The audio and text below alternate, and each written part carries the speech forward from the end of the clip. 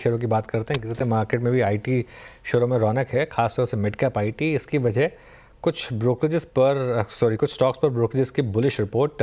सुबह हमने इनकी बात की थी, एक बार रिविजिट करते हैं शेयर के साथ। शेयर बताइए। बिल्कुल सर, बिल्कुल सही कहा आपने। गिरते बाजार में आईटी सेक्टर ऐसा है जो तेज इनफैक्ट इन ग्रीन है और अच्छी खासी तेजी उसमें देखने को मिल रही है।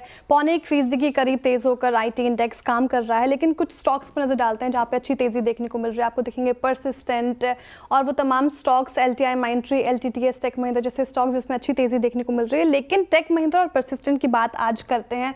देखिए, परसिस्टेंट सिस्टम यहाँ पे अच्छा तेज होता हुआ, LTI Mindtree, L&T tech services, tech Mahindra, Wipro सभी में अच्छी तेजी इनफैक्ट आज देखने को मिली है। तो आईटी शेयर जो आप कह रहे थे 22,800 का लेवल जिसने बचा कर रखा है, वो इंडेक्स ये फिलहाल देखने को मिल रहा है। लेकिन दो स्टॉक्स पर ब्रोकरेजेस की रिपोर्ट आई, एक परसिस्टेंट और टेक महिंद्रा। टेक महिंद्रा पे हमने सुबह भी बात की थी।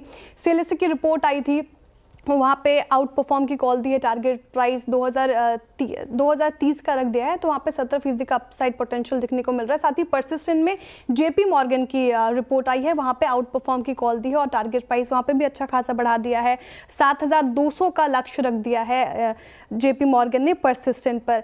टेक महिंद्रा में क्या पसंद आ रहा है, एक बार वो बात कर लेते हैं। देखिए, लार्ज कैप आईटी की बात करें तो लार्ज कैप आईटी में फिलहाल टेक महिंद्रा CLSA को पसंद आ रहा है। चाहे आप एबिट मार्जिन की बात करें तो वहाँ पे भी बढ़ोतरी देखने को मिल सकती है। टारगेट जो है फिनेंशियल 2027 का 15% का एबिट मार्जिन में वो कंपनी हासिल कर सकती है।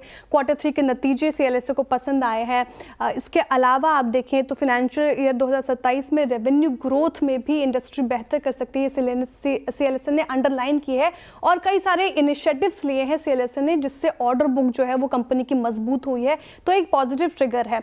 अब बात करते हैं हम परसिस्टेंट की। JP मॉर्गन की रिपोर्ट जिस पे आई थी, तो JP मॉर्गन को बहुत सारे तमाम फैक्टर्स इसमें लग रहे हैं जो इस पे पॉजिटिव ट्रिगर ला सकते हैं। एक फिलहाल जो 3 हफ्ते में शेयर में 13% की गिरावट आई है, वो अब एक अच्छा मौका है इस पर्टिकुलर काउंटर में बाई करने के लिए। और इनकी जो कवरेज थी JP मॉर्गन की, उसमें सबसे ज़्यादा अच्छा प्रदर्शन परसिस्टेंट ही नहीं किया है। इसके अलावा देखिए आप 2025-27 में आई में यानी कि रेवेन्यू में 21%, साथ ही प्रॉफिट में 29% की तेज़ी आ सकती है। इसमें एक्सपेंशन बढ़ सकता है। ये साथ ही टफ मैक्रो इन्वायरमेंट में भी कंपनी ने अच्छा परफॉर्म किया है। कंपनी की अच्छी प्रदर्शन रही है। जो मैंने शुरुआत में बात की, देखिए 3 हफ्ते में शेयर 13% गिरा है और ये अच्छा मौका है हाई क्वालिटी स्टॉक्स को अपने पोर्टफोलियो में रडार पे रखने के लिए। तो फिलहाल JP मॉर्गन बुलिश नजर आया है परसिस्टेंट पे, साथ ही CLSA टेक महिंद्रा पे भी बुलिश नजर है।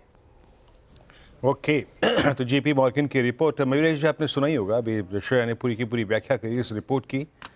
अच्छा, एक चीज़ हमें ये भी देखनी पड़ेगी कि पोस्ट आई थिंक इस अर्निंग सीजन जो प्राइस डैमेज था वो मिड कैप आईटी में in comparison to large cap IT ज़्यादा शार्प था।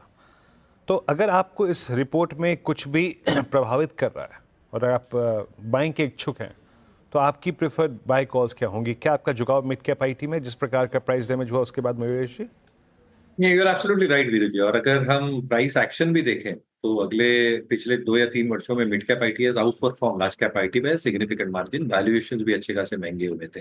Selective names with in this pocket have delivered good numbers. Management commentary अच्छी रही है।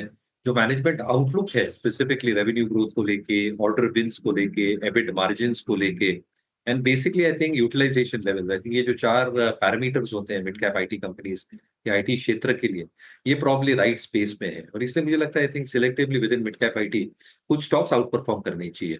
Coforge as an example is something that we continue holding in our global portfolios. हमें लगता है I think जो management commentary रही है कोफोर्ज की, जो एक्सपेक्टेशंस है in terms of all these parameters put together, एक अच्छा विकल्प या एक अच्छा डायरेक्शन देता है ये पूरे स्टॉक के अर्निंग्स के हिसाब से। दूसरा आई थिंक एम्फेसिस, ये हमारे पे रडार पे रहेगा। ऑब्वियसली थोड़ी प्राइस स्ट्रेंथ इसमें आनी चाहिए क्योंकि जो EPS रेटिंग्स हम देख रहे हैं थोड़े सॉफ्ट है, बट अगर इसमें थोड़ी प्राइस स्ट्रेंथ आती है, जेन AI में जो एम्फेसिस काम कर रहा है, that's almost 35-36% of its overall business.